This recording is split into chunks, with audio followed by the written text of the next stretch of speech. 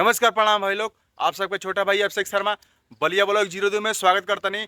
आज के वीडियो में बताया जाता नहीं बलिया जिला के छोड़हर गांव के राम मंदिर के निर्माण के बारे में। तो वीडियो में शुरू से लेकर अंत के लिए बना रहो।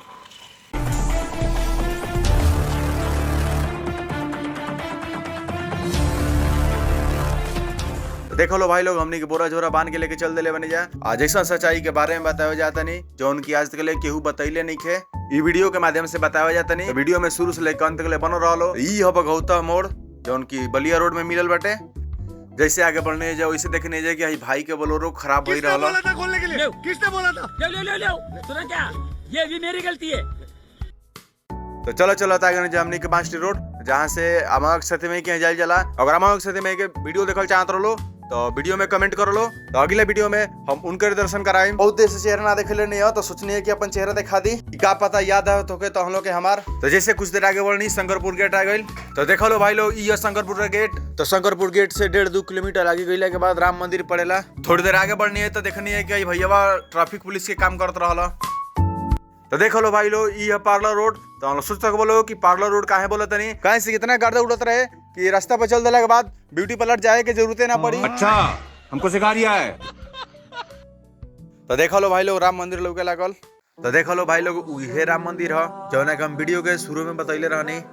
तो दिल थाम के बैठो लो, काहे से कि राम मंदिर के निर्माण के बारे में बताया जाता नहीं। ई मंदिर के निर्माण कैसे भइल और के करैलस।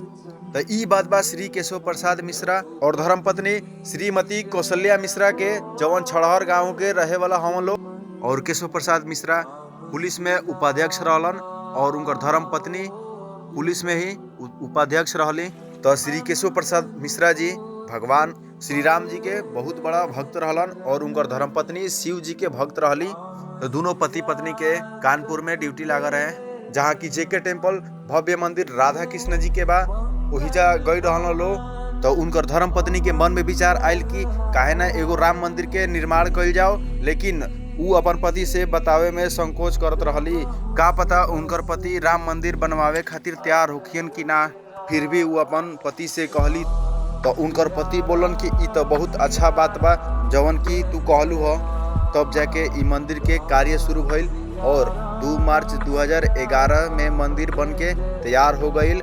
और भगवान के महिमा देखलो कि उनकर पत्नी भी शिव जी के भक्त रहली। उनकर मृत्यु भी शिवरात्रि के दिन भइल रहे। तो यह दोनों पति पत्नी होलो जेकर बात हम वीडियो में करतनी। तो इन लोग के बारे में जितना भी कहल जाओ उतना ही कम बा। और केशव प्रसाद मिश्रा जी के मृत्यु लगभग 26-27 नवंबर 2023 में काशी के मणिकर्णिका घाट जौना के मोक्ष द्वार कहल जाला। तो देख लो एमे दोनों पति पत्नी के परिचय। तो ई रहल दोनों पति पत्नी के जीवन के अनोखा कहानी। जितना भी हमनी के पुजारी जी से पता चलल ह उतना तो हम लोग के बताइनी है। और ये मंदिर के एक खास बात बा कि खेसारी लाल यादव का सुपरहिट गाना बंसी के धुन सुन के पागल भइल जमाना के शूटिंग यही मंदिर में भइल रहे। तो ई उहे पंडित जी हवन जेकरा वजह से हमनी के मंदिर के निर्माण के बारे में पता चल पावल है। ई रहल ऊपर के नजारा, बहुत ही अच्छा बहुत ही सुंदर डिजाइन से बनल बा ऊपर।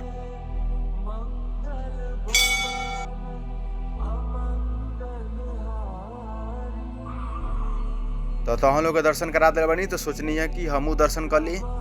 ये मंदिर में आके इतना सुकून मिलल है कि हम बता ना सके नहीं। अगर तहन लोग के सुकून लेवे के बा तो एक बार जरूर आके अपन अपन परिवार के साथे प्रभु श्री राम के दर्शन कर लो।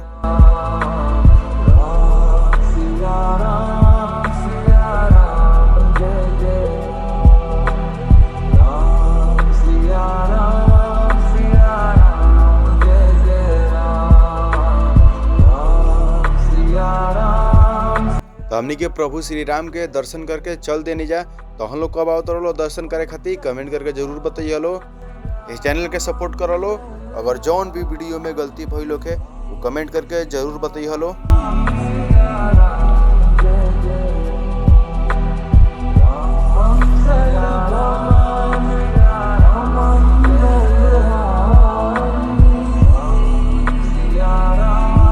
कैसा लागल आज की वीडियो? अगर अच्छा लागल तो कमेंट करके जरूर बताइए लो। और हाँ, अगर चैनल पर नए बना लो चैनल सब्सक्राइब करना भूलिए लो। और हाँ, वीडियो के लाइक कर मत भूलिए लो। जय श्री राम।